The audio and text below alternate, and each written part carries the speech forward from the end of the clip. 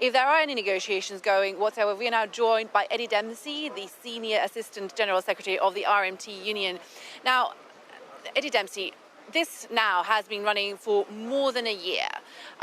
People seem to have got used to the disruption. Are you worried that your strikes might be losing some impact? No, I think the public is swinging in behind the union's campaign. As we've seen, almost 500,000 people have responded to the public consultation on the government's modernisation programme. The centrepiece of that is the closure of ticket offices across the country. And what we see is passengers and the public are opposed to the government's vision of what the railway should look like and are supportive of ours. And this is down to whether we have a de-staffed and dehumanised railway network or whether we have one that's running the interests of passengers and the people here rather than for the profits of private companies. So what we've seen is the public responding to our campaign and getting behind it. But the unfortunate circumstances are we haven't had any formal negotiations with our counterparts in industry since mid-April. We've written to the RDG this morning setting out a clear pathway to find an outcome to this dispute. But it seems that the government are not going to give sign-off to our industry partners to come and sit at the table and negotiate a settlement with us. So if that doesn't happen, if there's no negotiations planned at all table, then how does this dispute move forward? Where do we go on from here? Well, that's a really good question, and it's one I think that needs to be asked of the Department for Transport, because ultimately they are responsible for the negotiating mandate and the negotiating instructions for industry. We've written to them this morning. We've set out a clear pathway how we can get to an outcome here for everybody.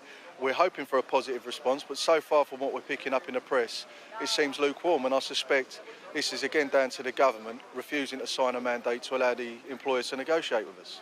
Now, part of the pathway in the letter that your boss, Mick Lynch, sent to the train companies this morning is a request for no compulsory redundancies. But we already know that those redundancies have been planned as part of the pay offer, and the government is saying that railways are losing £10 million a day, and then there's been a financial impact of COVID, and people simply don't use the rail network the way they used to. So isn't it time for your union to also compromise? Well, what the employers say to us is that the jobs that they want to take out of the industry don't require compulsory redundancies.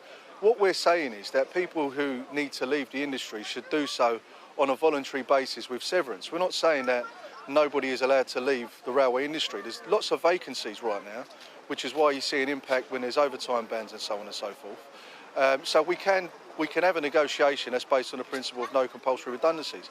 The industry says that there aren't going to be compulsory redundancies. We've heard government ministers say that they don't want to have compulsory redundancies in this. So we don't understand why they don't just write that down in a commitment, in a document that will allow us to move forward.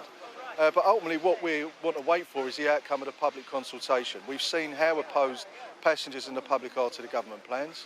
So what we think is there needs to be a bit of a ceasefire until December, until the outcome of those consultations are known, and how the government's going to respond to that public consultation. Because if they actually listen to what people are telling them, then a lot of these ticket offices they're planning to close will stay open, which will mean far less jobs need to be taken out of the industry than originally planned.